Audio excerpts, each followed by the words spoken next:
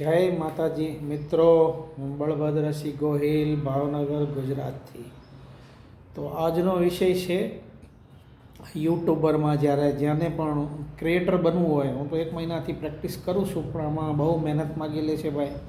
કારણ કે જેમ આપણે છોકરાઓને ભણાવવાના હોય અને એક વિષય તૈયાર કરીએ અને પછી જેમ કે માસ્ટરજી હોય એ ભણાવવા જાય ત્યારે પહેલાં વિચારી લે કે આજ ગણિતનો પીરિયડ છે ને પછી સમાજનો પીરિયડ છે ને પછી ભૂગોળનો પીરિયડ છે હે ને પછી વિજ્ઞાન છે ને પછી અંગ્રેજી છે. એમ માસ્ટરને પોતાને પહેલાં તો પ્લાનિંગ કરવો પડે, ઠીક છે ને, વિચારવું પડે કે આજે હું છોકરાઓને શું ભણાવીશ, લેસન વિશે પ્રિપેર થવું પડે. એટલે મહેનત માગી લે. એવી જ રીતે આમાં ક્રિએટરમાં પણ રોજ વિડીયો બનાવવો, એમાંય મહેનત માગી લે, ટાઈમ ટુ ટાઈમ, અને વિષય આપણે કયો પસંદ કરવો હે ને, અને કયા ટાઈમે બનાવો, પછી એને અપલોડ કરવાનો, પછી એને ફારવર્ડ કરીને આગળ તમારી સુધી પહોંચાડવાનો. ત્યારે તમારી જેવા મિત્રો બધા લાઇક, શેર એન્ડ કોમેન્ટ કરીને અમુક વધાવે, જેને ખબર પડતી હોય, ન હોય ન લાઇક કરે. એટલે કૃપયા બધાને વિનંતી છે કે હું નવો ક્રિએટર હજી થાવ છું, તો જ્યાદાથી જ્યાદા આમાં લાઇક, શેર, કોમેન્ટ કે જય માતાજી લખો તોય મને ઘણા ફોલોવર મળી રહે, ઠીક છે ને. એકાબીજાને થાય તો શેર કરવાનો, તાકી થોડું પ્રોગ્રેસ થાય. આમાં આ વિષય થોડો મહેનત જેવો હશે. આ તો છોકરાઓને ભણાવવા જેવું જ છે કામ આખું, ઠીક છે ને.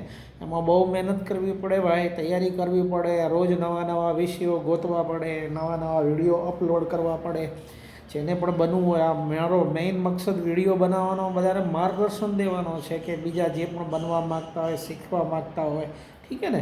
અને આમાં ક્લિયરિટી આવવી જોઈએ, વિડીયો સારા થવા જોઈએ. હું પોતે પણ શીખું છું હજી.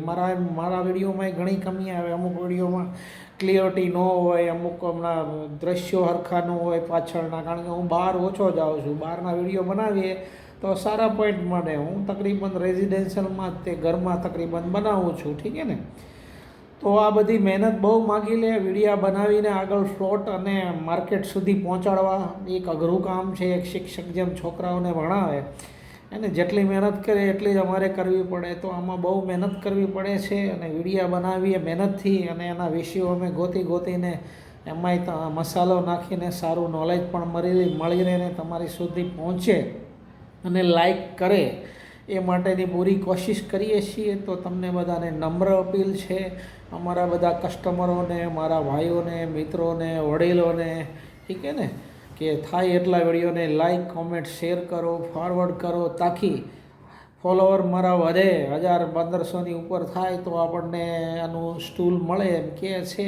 સ્ટૂલ એટલે આ બધું ફેસિલિટી જે કાંઈ હોય, અને પછી આમાં સર્ટિફિકેટ, સ્ટૂલ એટલે મોનોટાઇઝ ટૂલ ને અમુક ઘણા બધા ઓલા આવે છે, સેન્સરો આવે છે, એ બધા પાસ કરવા પડે, ઠીક છે ને.